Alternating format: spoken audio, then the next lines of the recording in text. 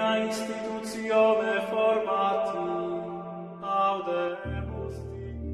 Katika kanisa Katoliki, nguvu na ushawishi hupimwa kupitia idadi ya waumini, mtandao wa elimu, huduma za kijamii na ushawishi wa kidiplomasia.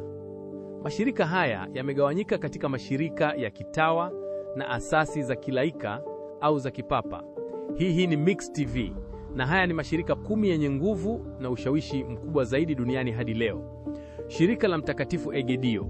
Hili ni shirika la kilaika lilioanza Roma, lakini limeenea duniani kote. Wana nguvu ya kipekee katika diplomasia ya kimataifa, ambapo mara nyingi wamekuwa wapatanishi wa amani katika migogoro na vita. Mfano, nchini Msumbiji na Sudan Kusini. Shirika la mapapa, The Roman Curia. Huu ni mfumo wa kiutawala wa Vatican.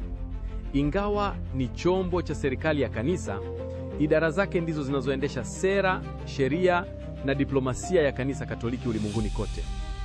Shirika la Wabenediktini. Hili ni shirika kongwe la kimonaki. Nguvu yao ipo katika kuhifadhi mila, elimu na utulivu wa kiroho. Monasteri zao duniani kote ni vituo muhimu vya elimu na kilimo. Knights of Columbus. Hili ni shirika la wanaume lenye makao yake makuu nchini Marekani, lakini lenye nguvu duniani kote. Wana utajiri mkubwa na hutoa mamilioni ya dola kila mwaka kwa ajili ya miradi ya kanisa na misaada. Mashirika ya upendo. Huu ni mtandao wa mashirika ya msaada ya Katoliki yanayofanya kazi karibu kila mji. Caritas ina nguvu kubwa ya kiuchumi na kidiplomasia kupitia huduma za kibinadamu, misaada ya majanga na kupambana na umaskini.